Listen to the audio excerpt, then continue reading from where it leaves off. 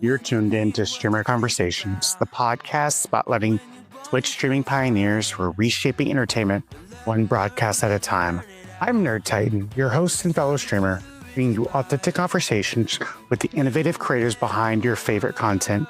Our mission is simple: share the compelling stories behind the streams. We'll explore pivotal moments, personal challenges, and transformative experiences that happen when people share their passions with global audiences. Before we continue, let me tell you about our sponsor, AdvancedGG. Hey, if you're serious about gaming, you know staying sharp is everything. That's where AdvancedGG comes into play. Energy and focus supplements made for gamers who want to keep their edge. With their new sour black cherry flavor, it's incredible. Bold, with just the right amount of tartness. Whether you're grinding rank or pulling an all-night stream, this stuff helps you stay locked in. And the best part? You can grab 10% off your order with code NERDTITANTV10. No minimum, just straight up savings. Hit up AdvancedGG and fuel your game the right way. Hi, this is Nerd Titan with Streamer Conversations. Today we're talking with CassieBats, where your story matters. How are you doing today? Hello, hi Nerd Titan. I'm doing okay. Doing okay? That's always good to hear. So we're going to jump right into it, just like rip the Band-Aid off with some questions. What initially drew you to streaming on Twitch? Was there a specific moment or experience in your life that pushed you towards broadcasting yourself to the world? I think I've always been drawn to like content creation. Back in the day, I used to be a live action role player, and I noticed that there was like a lot of YouTubers who were getting into that sort of thing. I think maybe the circa 2014, 2015.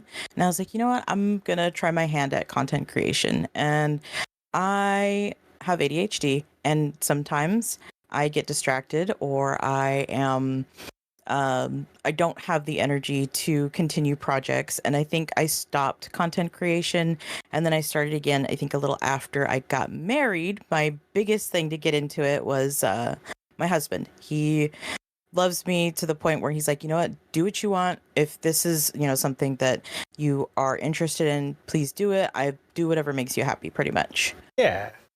Yeah. So take us back to that very first stream. What game were you playing? What were you doing? How did you feel before hitting that go live button? What was going through your mind afterward? Did you meet your expectations, or was it a complete surprise to you?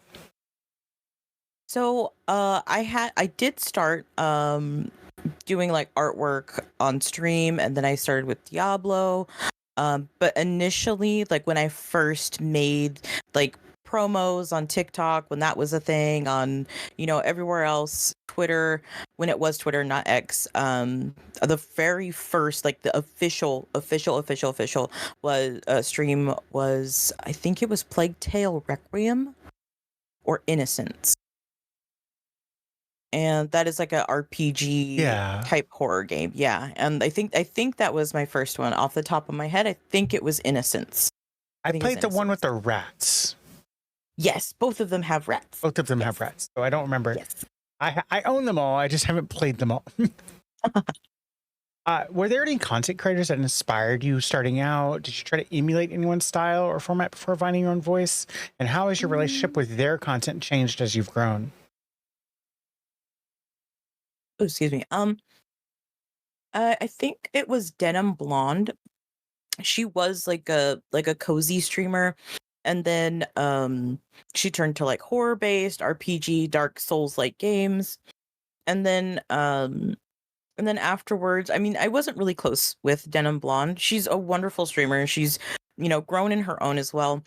I initially made like a real connection with Pay Plays 101, which she is now Highly Pay. I guess that's a play on frogs. She's not a frog streamer. She's a chaotic, cozy streamer who sometimes play horror games. But initially, it was Denim Blonde that I kind of like followed the pattern a tad, and then I met Pay, and pretty much we're not twins per se, because I'm more of a horror streamer. I mean, I think with Pay, I took more of the content creation aspect as far as Twitch goes, but not so much as, other content like YouTube or TikTok and such.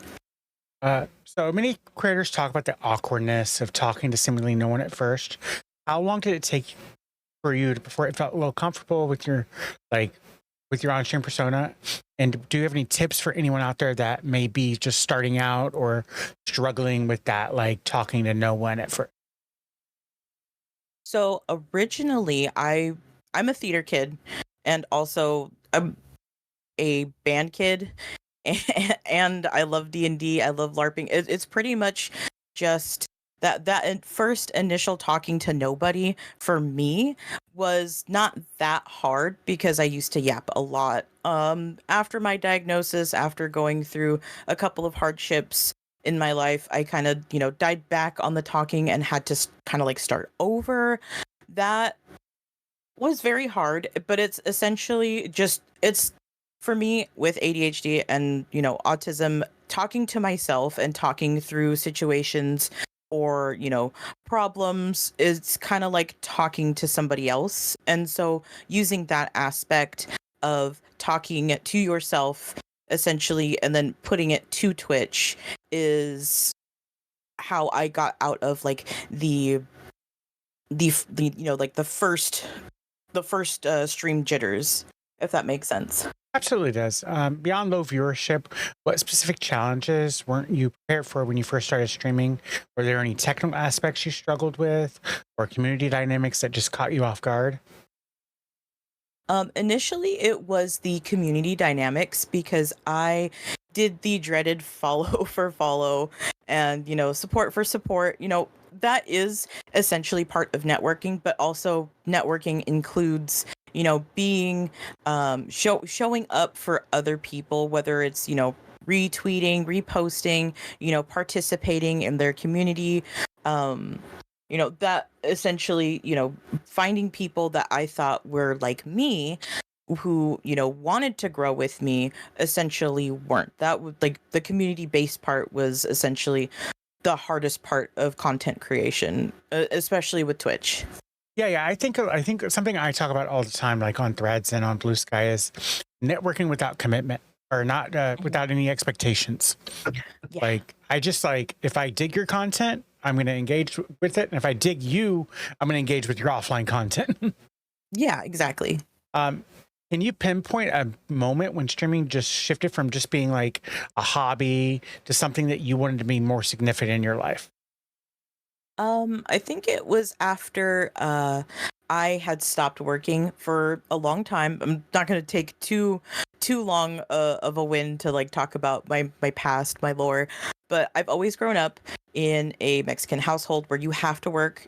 I had to work at a young age, and so I never got to experience um I never got to experience, childhood. I never got to experience being a teenager. I was always taking care of somebody else or I was always working, whether, it was under the table or not. I finally got to take a break when I married my husband, and was the sole proprietor.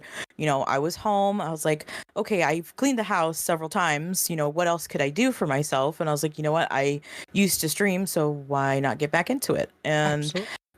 yeah, and essentially that is, the pinpoint. I think it was like 2017 or no, excuse me, 2018, 2019 that I was like, you know what? I'm not working anymore. I can do this, and I got that extra push from my husband as well. Yeah, every streamer has that moment when things just start to click. What was happening in your stream when you first generally felt momentum building? It wasn't so much the viewer count, but it was the fact that people had recognized my name and, were like, oh my gosh, I was in your stream the other day and I saw, you play this game or that was funny to me. And at the time, I was not CassieBats, I was Pope Squid. And so trying to find my niche and being a variety streamer at the time was kind of hard because I was like, well, what games could I play that initially, not make my channel, but essentially, kind of have the theme going with it. So that's but the turning point for that was, people recognizing my name even though, it was a very odd name, Pope Squid. Yeah. I think Yeah, that's the greatest. Like, I've gone to cons and where people will be like, just yell nerd. And it's one of those weird things that you don't feel. I think it's a lot of like imposter syndrome that I have, where I just think like I just like my brain just doesn't click. You know what I mean? Like I just happen to just shit post on the internet and try to make as much chaos as I can in a genuine way. If we watched your first stream and like your last stream that you just had, what would be the most dramatic differences we would notice just beyond the equipment? Like, don't include like computer upgrades and stuff like that, but like what would we notice as a difference? Personality. I honestly think that I would follow like every other streamer that, would try and do like a let's play on YouTube, and I essentially for my first stream kind of tried to do that with my very first stream. This last one, it's more of just like I am relaxed now. I'm like in my element. Absolutely. I think yeah. I think I think as we learn the different skills and there's more skills to learn, I think those previous skills get easier. You know what I mean? As we've like Let's Plays, I think you can totally adapt to Twitch. And with Let's Plays getting another, I guess, resurgence on YouTube, like I can see that becoming more of a thing again. But yeah, I totally agree with you. It's just like kind of like being relaxed to the point where I'm doing this thing and thanks for being here with me while I do this thing. Pretty much. Yeah. So walk us through the evolution of your streaming setup from day one until now. What upgrade made you feel like you finally made it as a streamer, and what purchase ended up being completely unnecessary? Okay, so I used to stream off of I'm just going back to when I first started streaming. I used to stream off of a Dell desktop all-in-one. It had a touchscreen and everything. It barely ran any games. I mean, it could run Minecraft and I think Elden Ring. It's impressive that it could run Elden Ring. Oh no, it was bad. It was so bad. It was so bad. Like the pixelation, the screen tearing, all the good stuff that comes with, with bad, not even bad, but just like not good equipment. Yeah. And when I first started out with that equipment, I have a picture somewhere. I'll have to send it to you. But it's essentially saying like, oh, we're up or something like that, and it's like a small desk. There's like a knockoff, gaming keyboard and the desktop all in one, and I think a boom mic from Amazon that was $10. I at the As long as time it I was gets the like, job done. yeah, as long as it gets the job done, I made it. And in my head, I made it. And then I started to get, not secondhand embarrassment for myself. I think more or less like, wow, all these people are doing so much better than me and have so much, they have really, really good equipment. At the time, I didn't know that was kind of like the second level, like second best equipment. Yeah. And so, I kept streaming with that, and then I ended up going to school for 3D arts. I have my certificate in game dev and 3D arts, and they gave me a laptop to work with so I can use like, 3D programs like Unreal Engine 4, Autodesk Maya and stuff like that. And I was like, okay, I have a 40 something in my laptop. I can use my laptop now. And then this time went on, I got a new, boom mic, I got, some lights. The one purchase that I regret to this day, this is my third upgrade. I'm looking right at her, is my CLX gaming PC.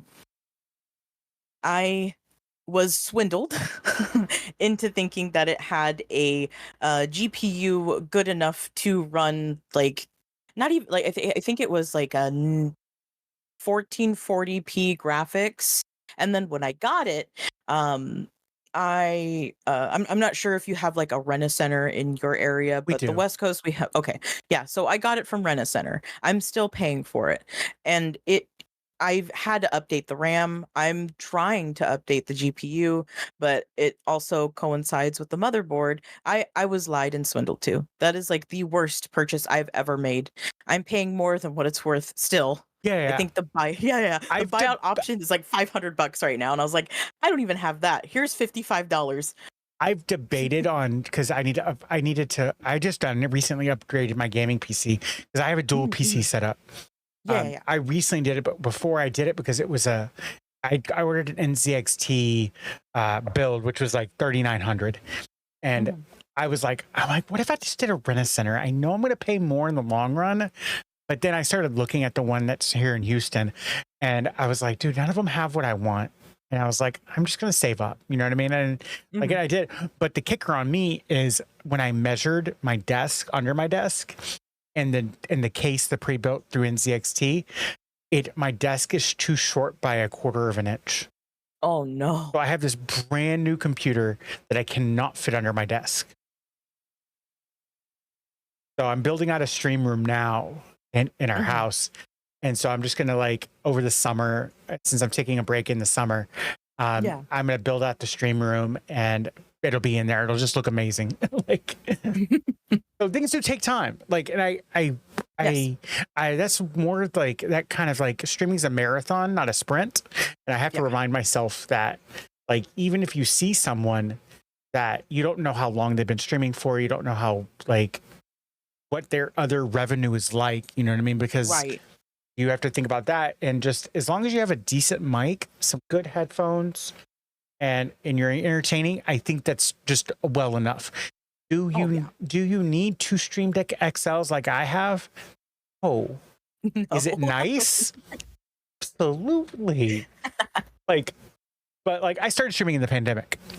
So like I had pandemic money. And I had pandemic viewers who had pandemic money. And pandemic time. Pandemic time. So like my entire setup is I haven't upgraded since the pandemic, which is fun. Okay. Like, but I haven't really needed to. My mic is a Rode Pod mic. I have a Elgato Wave XLR. I've got a Elgato foot pedal, Elgato lights. You know what I mean? I have the full. Like, if Corsair said, "Hey, we're going to sponsor you," I'm like, I have everything. Like, I don't need it. Give it to somebody else. Like, I'll take it, but I have everything. Streaming requires mastering so many different set of skills simultaneously. Which skill took the longest to develop competence in?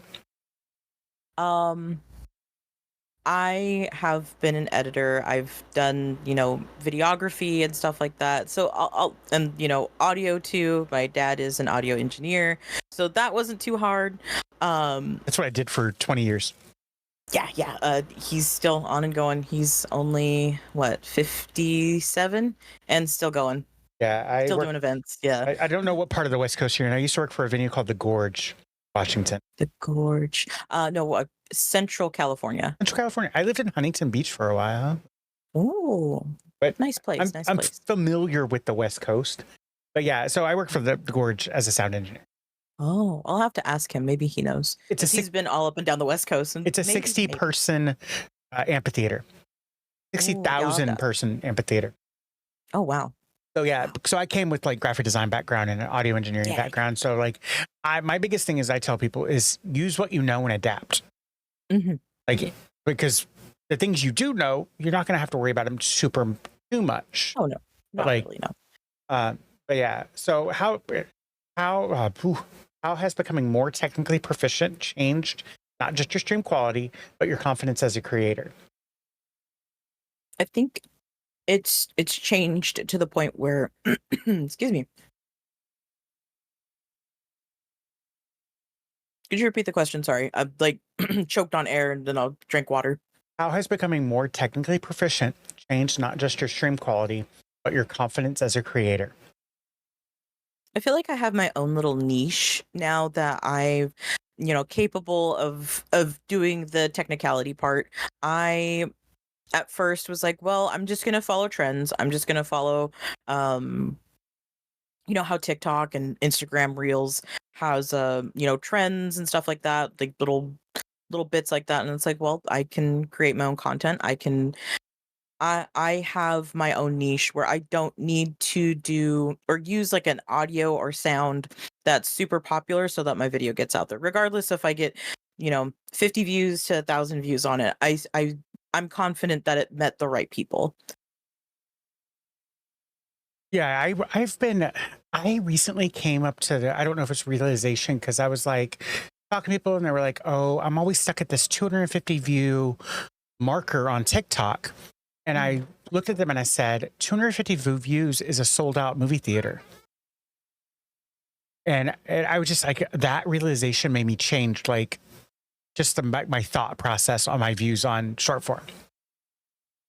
Yeah, there's like 250 people that saw it, whether they interacted with it or not. Yeah. Somebody saw it. Yeah. So every streamer approaches community building differently. What was your underlying philosophy on cultivating your community? How has this approach evolved over the time that you've grown?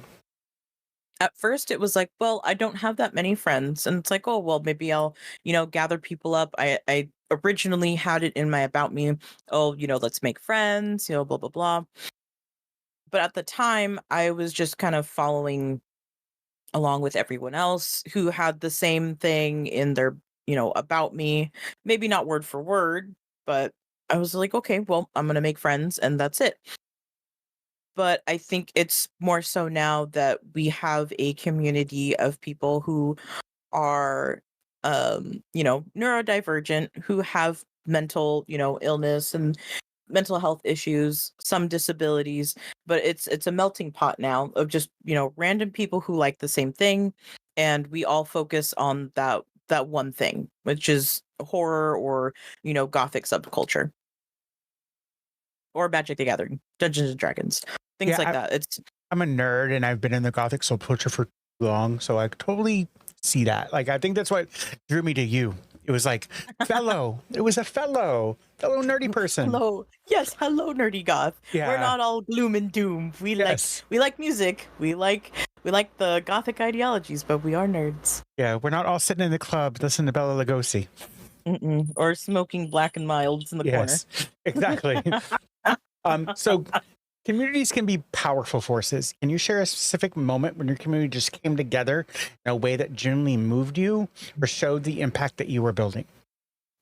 I think it was at the time I had lost my job, and I dislike asking for money. I dislike asking for help. That's just me. And, it's okay to ask for help. It's okay to be vulnerable. And I was vulnerable to my community, and I was able to keep my car at the time, and I was able to pay off a couple bills without, falling behind. And I was like, these people actually care about me. They're not just somebody who's sitting there in chat. These people are actually, worried about my well-being and are trying to help me. And at first I didn't want to accept the help, but I was like, you know what, there it takes a lot to offer help to somebody, especially on the internet. I mean, in person, it's like, oh, let me get that. Here's a couple dollars. You're face to face. You don't expect that they're going to do anything wrong, with that extra $2. They're literally going to do what they need to do with it.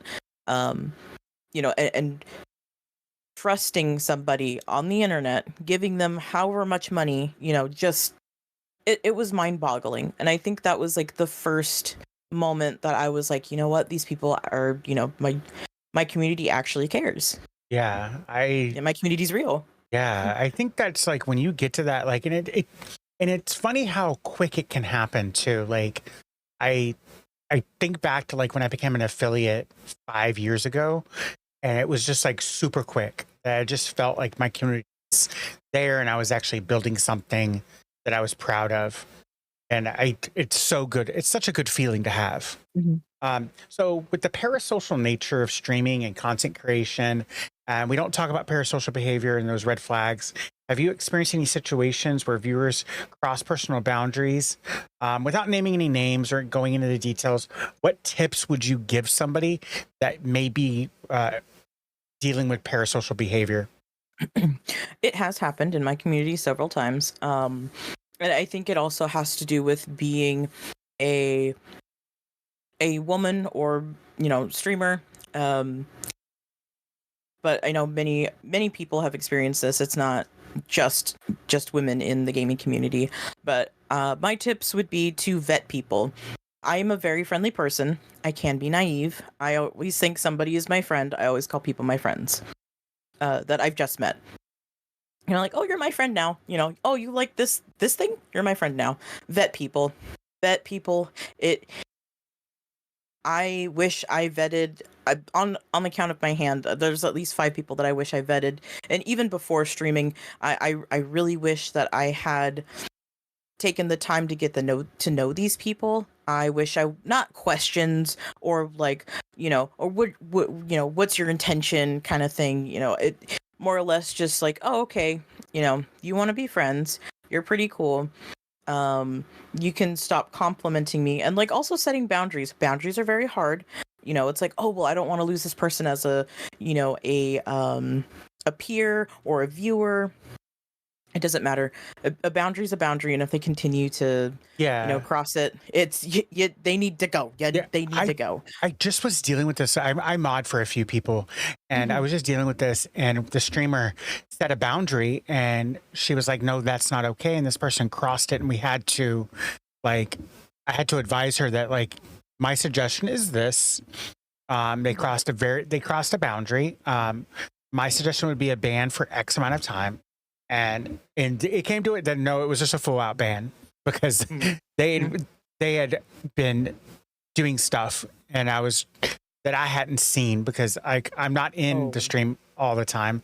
And and she was like, I don't want to lose a viewer. And I was like, here's the thing about it though, is when you allow it, someone's going to come in and think it's okay.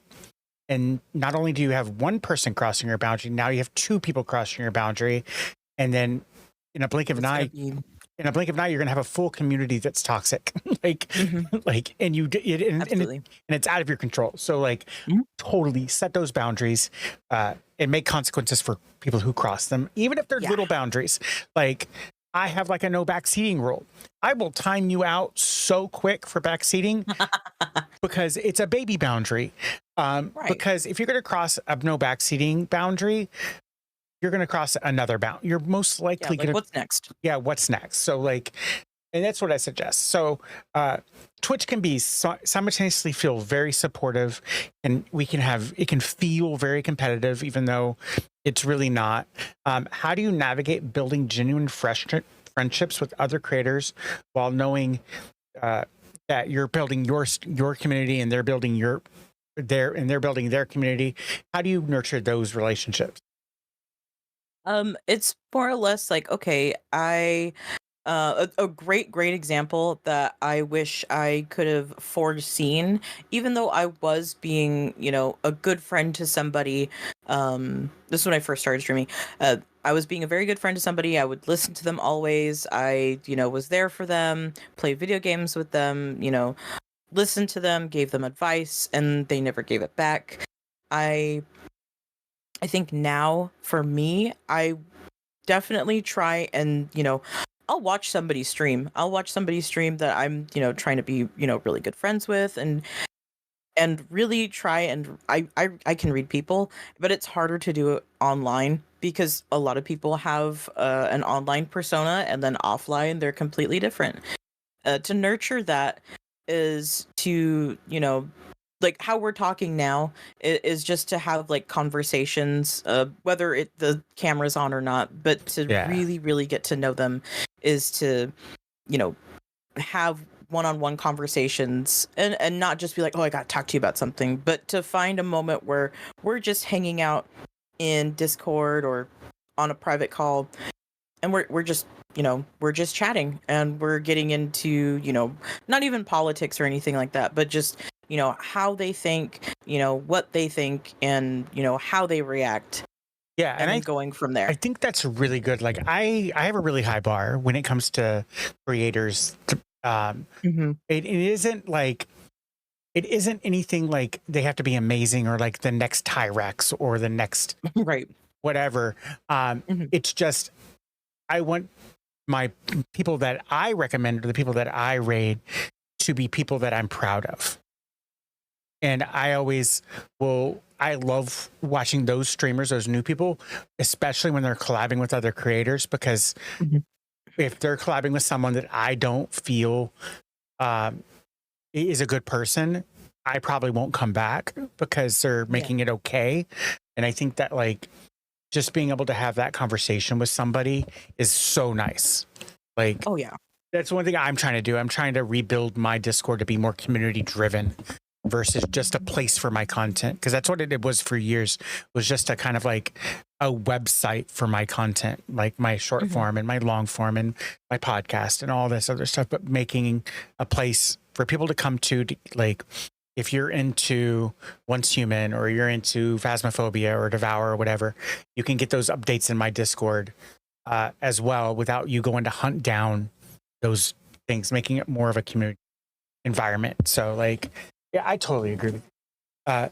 Creating content can easily consume our entire life. What specific boundaries have you established between your streaming persona and your content creation persona and your personal identity? And has maintaining these boundaries gotten easier or harder as you've grown? I think they've gotten easier. Before I would, post wherever I am, like, oh, I'm at this Target, I'm at this Dutch Bros, I'm at this In and Out, I'm at this restaurant. And it's like, you know what? I'm going to go ahead and take a step back.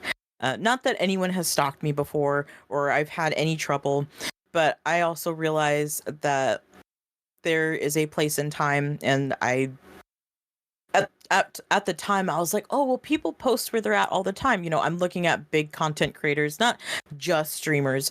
I was like, oh, I'm gonna do that, and I was like, I probably should not. The world's kind of wild as it is. Back in the day, it's even more wild now. I should probably keep a lot of my stuff private. And there's times where I'm a little more open. Like, I think recently I posted a picture of me in the pool, but instead of having, my chest super exposed, I mean, it's a bathing suit, I covered up. You can't really tell my address. You can't see my car. It's very up close. I think it's easier now. And that boundary that I have is to just, if I am somewhere where it's a public event, I will tag it because it's a public event. No Yeah. one's gonna like try and pinpoint and find me. But Yeah. I've stopped posting, stuff like that. I mean, if I'm out of town, I'm out of town. No one's, Yeah. I'm out of town. Something what I like to do is like, so I'm going to DreamHack next weekend, and but like if I go to like, I have some plans to go out with some creators, some massive creators. I'm not going to post anything at the time where I'm going to be. Mhm. I'll post it later. Like once I'm home, here's a bunch of photos from that night or whatever. Mm. Because for me, I may be a male creator in the space, but they're not. Mm. And if you wanted to get access to those creators, it would be real easy for me, who is like small compared to them, Right. to get access. So like, I think those boundaries are valid boundaries. So burnout is a real thing. For example, I burned out last year, had to take 9 months off. I crashed out really hard. So was there a specific low point when you seriously continued walking away from streaming altogether? What specific thoughts or support systems help you push through? So I have crashed out several times. The very first time was like 2015, 2016. I think at the time I was a functioning alcoholic, and I was working and going to the gym 7 days a week. Yeah, I had my, had money, had the body. But at the time I didn't have a personality. I was drunk 24/7. I had a problem. I fixed it. And I had to I had to step away from streaming because my alcohol, addiction got in the way. It destroyed my life. It destroyed at the time, I was living with my mom and her second husband and my little brother.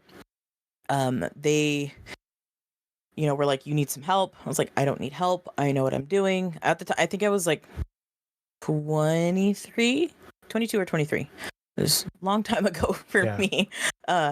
And then, after that, I moved out. I got help. I made new friends. I had a new job, met my husband, and then I started streaming again. And then, I had a falling out with with his mother-in-law, and we were arguing constantly. She didn't like me, whatever, and so I took another step back, had to find a job.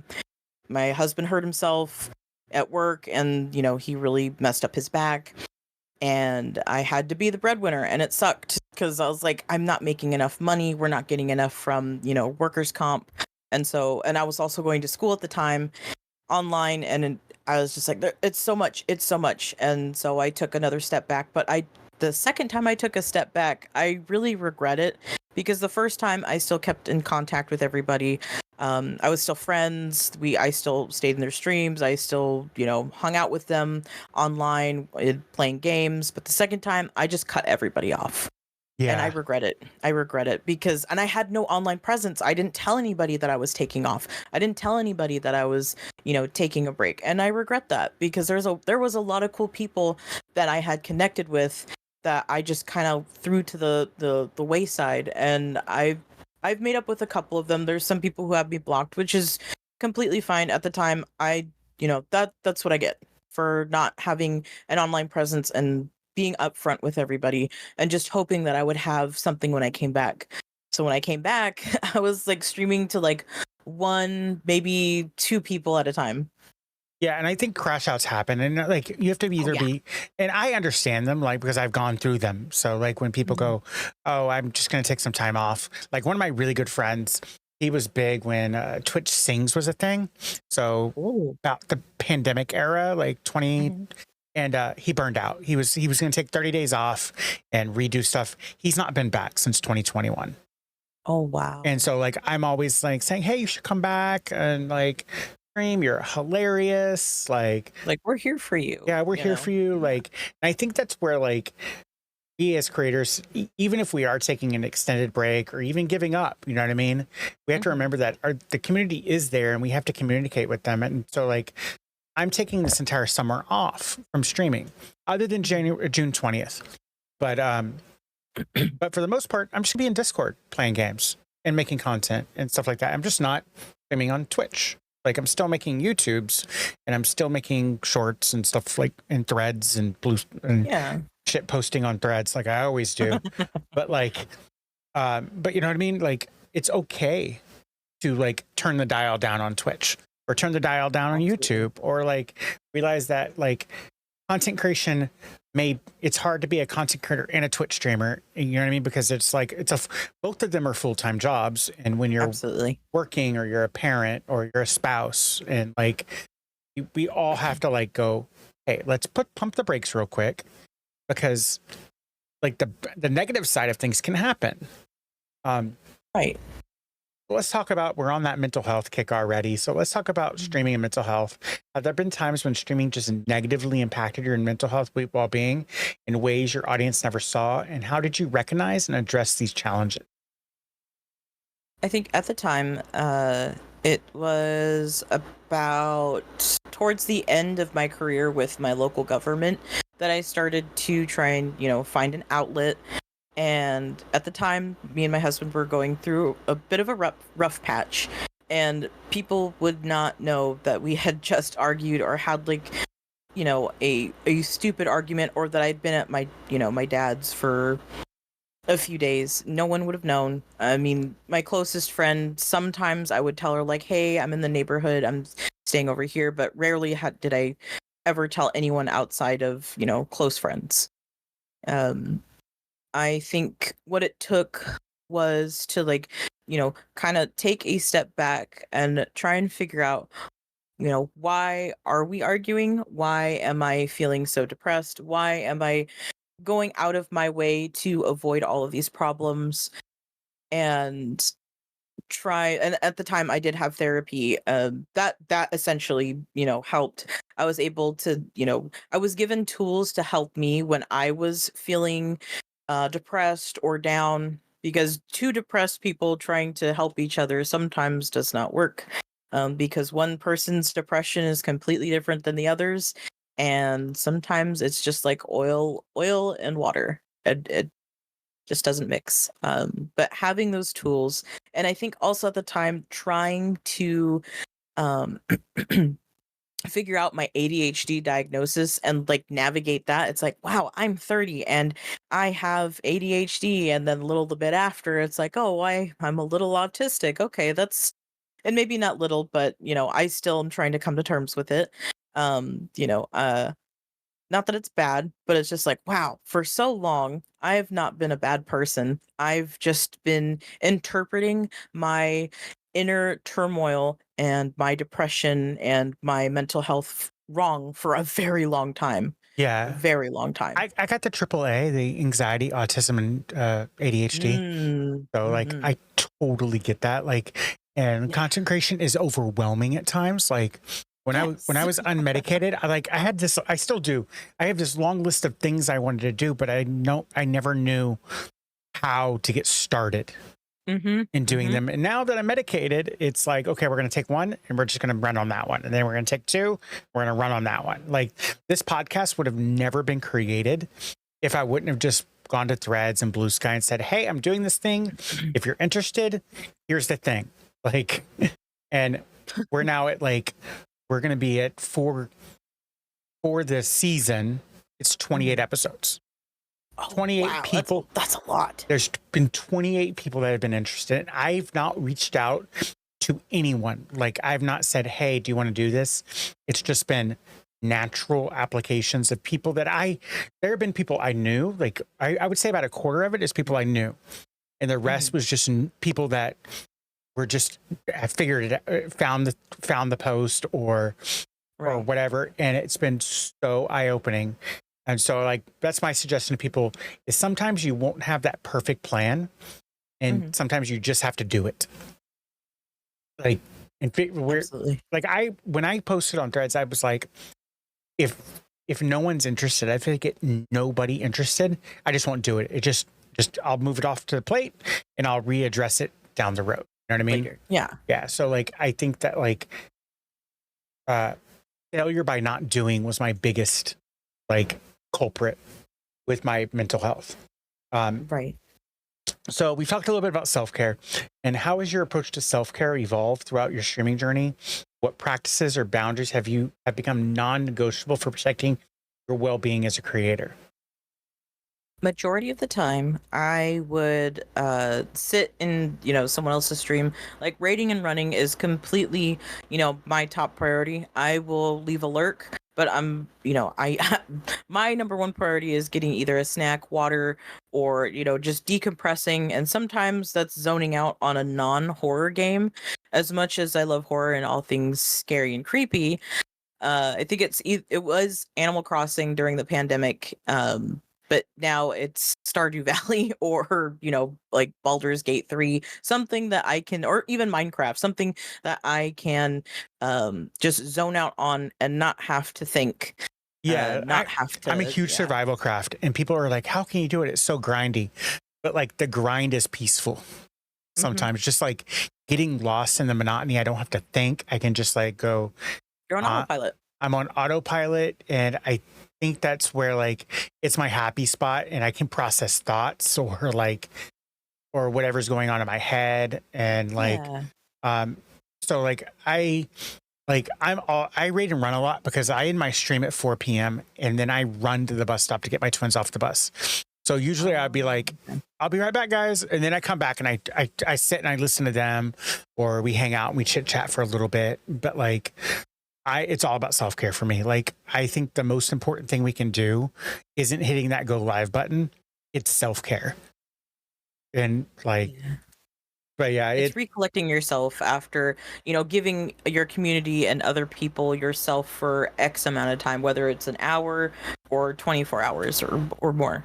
yeah, It's just oh, collecting yourself. I don't suggest anyone do 25-hour streams like I did. Like Yeah, no, I did a 12-hour and I was like, oh no, this is too much. I, No, thank you. I did a 25-hour in 2021 for Extra Uh-huh. Life. Um, and there was no sleeping. I was at my desk Oh, gaming for 25 hours. oh And my gosh. I That's I crashed. When I say crashed, I was Space Shuttle Columbia crashed out after that. Like like I was gone. Like But I did I was like, I love you guys, but I slept for 12 hours after. I think it was like, Oh, wow. because we played so many games and I had so many people on. But that was the nice thing about it. When you do those long streams, I always tell people, block it out. Be like, I'm going to do 4 hours of this game. We're going to take a little break. Then we're going to do 4 hours of this game. We're going to take a break. So like, I always like, if you can plan it out that way, do it. And don't feel bad about giving up. Like, instead of, if you're like, I want to do a 24-hour stream, but you only do 10, that's fine too. Like, because like, you have to take care of yourself at the end of the day. Right.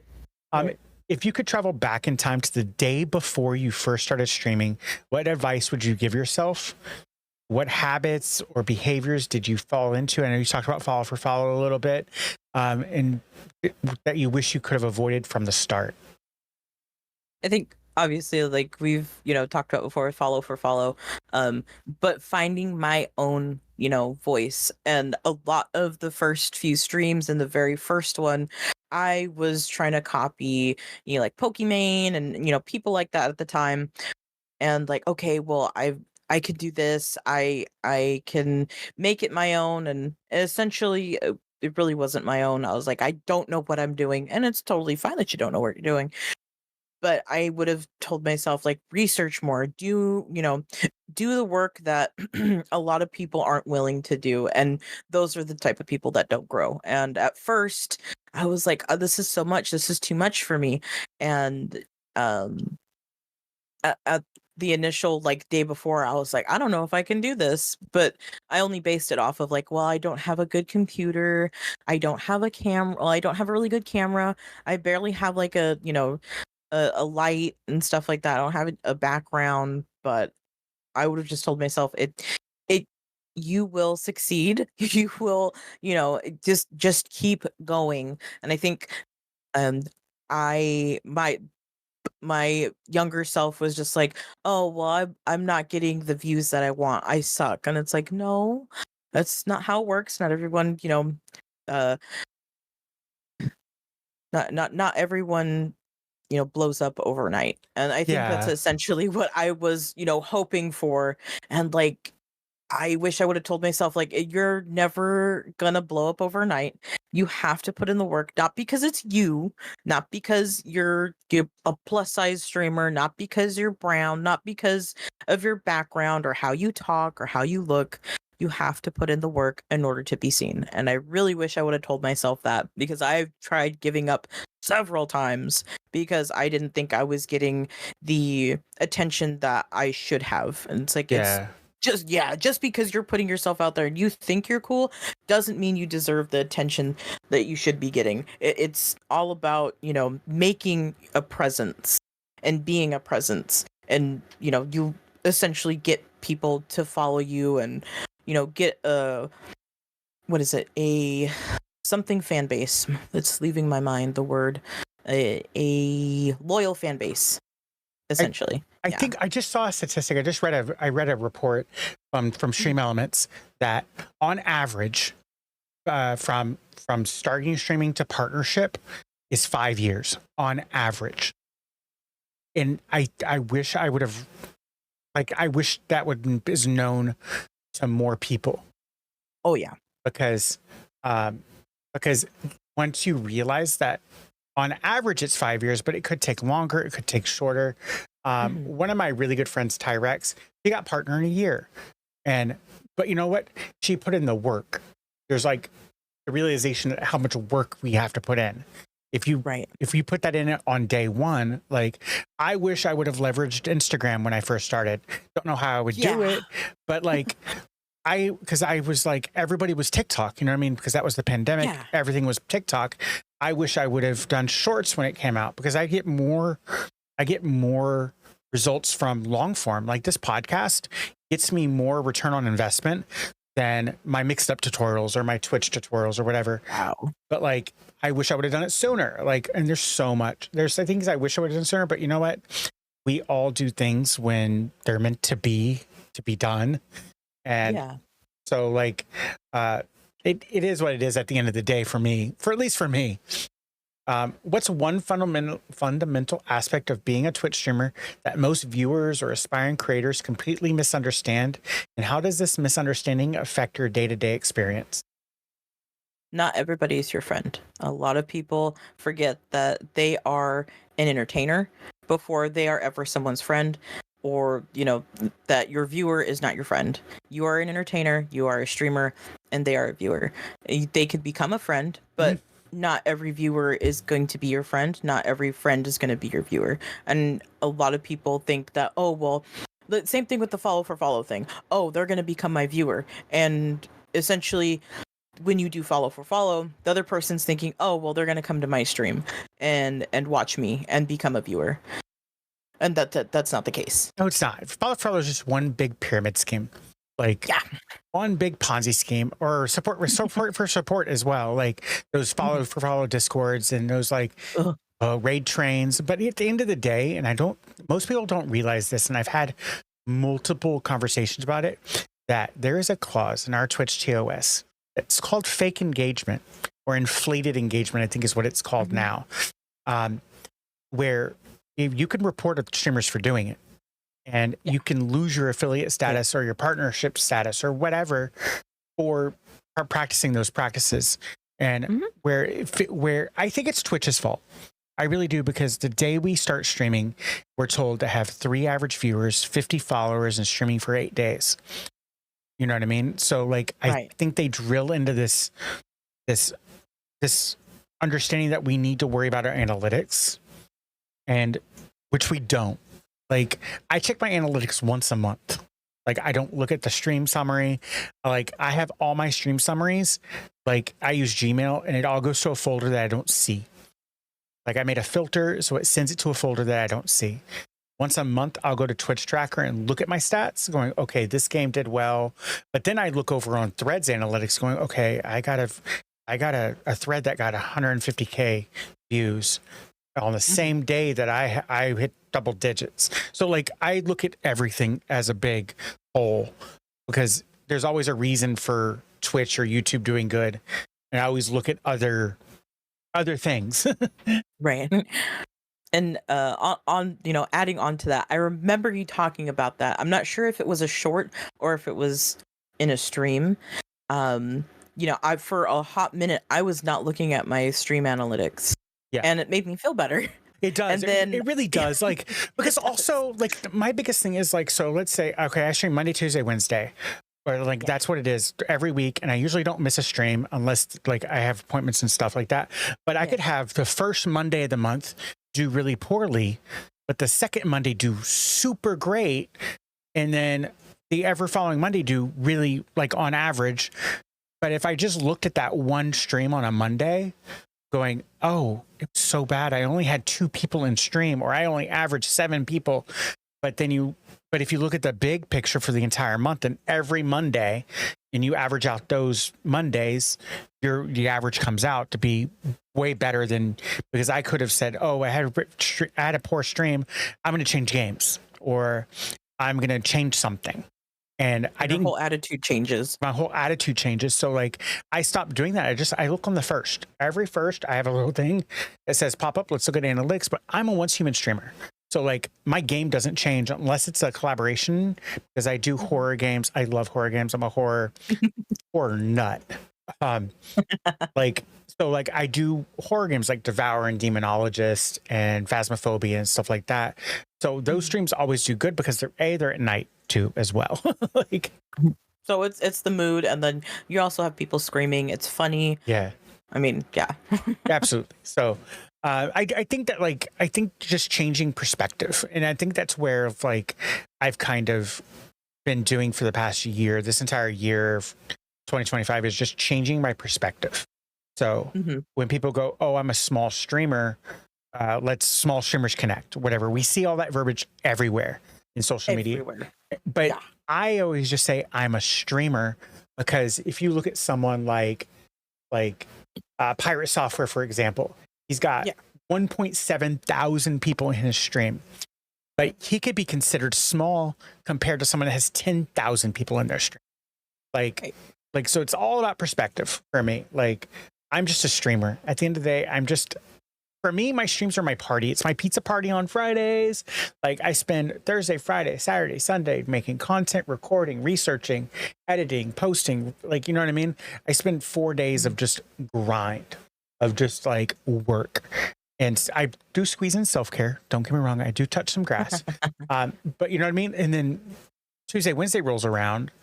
And it's just like, okay, I'm just going to play 5 hours of some video games with some friends. Like, let's hang out. Let's have some good nerdy conversations.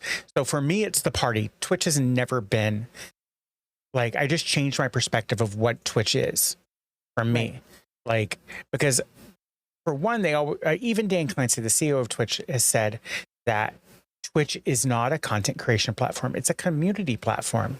So I'm treating it that way. I'm building a community on another platform like YouTube or TikTok or whatever, and pushing them to where we can just hang out and have some fun. Right. So beyond continuing your current content, what specific projects or directions are you excited to explore? Actually this one, and then the one that I'm currently doing, which is the podcast with you. And then I'm currently trying to collect not horror streamers, but just any streamer who's willing to do a collaboration with others, something that, you know, if you've never done a collaboration, you know, that's something that I'm trying to that's one project that I've been trying to do. I think I posted about it and I didn't get any foot traffic, but I think I just posted it on Twitter, and obviously you got to pay for views now, so you know, that's in the trash can. And I just kind of just put it out of my mind, but that's something that I want to bring back is like, if you've never done a collab with another person or another streamer, either of the same category or not, it's what I'm trying to do so more people can connect, because I see a lot of not mutual, I guess you would say mutuals, not friends or peers, saying, oh man, you know, I've only played this one game, or I never have collab, blah blah blah. They don't talk about it, they don't take action on it. I'm like, maybe I can mediate that, maybe I can, you know, grab more people to, you know, play nice with each other. I'm doing the same thing on June 20th. Like I have a huge so it's my birthday. My birthday's next week, but we're celebrating in June. It's Pride. Okay, it's Pride. It's my 5-year it's my 5-year anniversary, and I want to get as many streamers together as I can. And so like I found the one game that you can get as many people as you can to play, and that's Jackbox. Oh my god, I love Jackbox. That reminds me to add on. I've had many great streams where I think the last one was a birthday celebration. I was dressed up as a hot dog. I was way too intoxicated, and we were playing. I'm not sure if it was Monster Seeking Monster or Fibbage, but it was the best time I've ever had. Ever. So like that's what I have on my horizon, because I wanted to celebrate my birthday because like I have DreamHack this week, so I'm only streaming one day. And so I was like, how can I do this? I'm like, let's postpone the party until June. It gives me a month to plan it. And I was like, we have to celebrate Pride, because Pride. Whoa. Yeah, like, it's Pride. And we have to, my streamer anniversary was in March, but I didn't do anything because I did a charity event. And so like I didn't do anything for my 5 years on Twitch. And so I was talking to somebody, and it just kind of grew and grew. And I think we're up to like about 16 people that want to be involved. Oh wow. And so count me 17. Oh yeah, absolutely. In the Discord there's an events channel. You'll see I'll take a look at it. Yeah, take a look at it. It is just pure chaos. And that's what I hope. That's what I'm hoping for, because I'm an ADHD gremlin chaotic person. So thinking long term, what legacy do you hope to leave in the streaming space? And how do you like both your content and your impact on the community to be remembered? I think for the most part is to accept yourself. And be true to who you are. I mean, those go hand in hand. When I first started streaming, I know I liked creepy things. I liked horror. You know, I didn't really dress the way I wanted to. Even, you know, after getting married, I kind of or I should say before, I was like trying to people please, and I did the same thing with Twitch and in content creation. Be true to yourself, and that's like what I hope my legacy is. That's what I hope, I project now. For a long time, I avoided the things that I loved the most and the things that I liked, and never really had my interests known to my community in the very beginning until now. I was like, you know what, I'm gonna try this again, and I'm gonna be true to myself, and just be not even honest, but just be open with who I really am. Mm-hmm. And I think we all have to remember that, and that we are like, I'm a performer at the end of the day, and I'm an entertainer, and that I have to just be true to my own bit, like Mhm. my own self. And I think if you are a people pleaser like I am, you have to kind of set those boundaries, like we've talked about earlier today, about just saying, okay, I'm saying no is a full sentence, and we need to just set those boundaries. It's okay to say no. So for the listeners that are connected with your store today, where can they best find and support your content? Are there any specific stream segments or community events that you especially want to get new viewers to experience? Normally, I post all of my VODs now on YouTube. I'm CassieBats everywhere. So YouTube, Threads, Blue Sky, Twitter, MySpace. I claimed my MySpace name. I have not. Yeah. I claimed my Tumblr name the other day. Yes, I have Tumblr. I've had it for a while. Yeah. But I don't have anything on MySpace, but I remember having a MySpace back in the day, Yeah. and MSN and AOL. Yep. But ICQ. yeah, MySpace. Yeah. Yeah, MySpace, Threads, Instagram, TikTok, I said Twitter, Tumblr. I think I don't know. I feel like I'm missing one. Obviously Discord, same thing. Yeah. YouTube, same thing. Am I missing another one? I don't think so. Blue Sky, Twitter, Blue MySpace. Sky. There's Facebook, but I don't. That's for you. I do have a not personal Facebook with as well. Don't have a page. I think I have a page, a Facebook page also. But like I said, CassieBats everywhere. For a new viewer or a person to connect, is best way would be Discord or Threads. I'm the most unhinged on Threads. Me too. Yeah, I just post whatever. Sometimes I crash out and I delete the posts that I'm like, oh. I do, and at the end of the day, I'm just like, you know what? No one needs to know what I'm going through right now. Boop, delete. But majority of them are funny crash outs. They're never concerning. But if anybody wants to find me, mainly Threads and Discord. Okay, I'm perfect. a little gremlin on Discord. I need to be more in. I've been neglecting Discord for a long time. So let's hope this is the future. Yeah, usually I just sit in VC, and if someone joins. Yeah. So yeah. So again, I would like to thank you for your time today, and that those streamer conversations. If this resonated with you, please share it with a friend who might need to hear it. Remember, every creator's path is unique and valuable. Want to tell your streaming story on our show? The application link is in the description. I'm your host, Nerd Titan, and I'll catch you next time as we continue exploring the real stories behind the stream.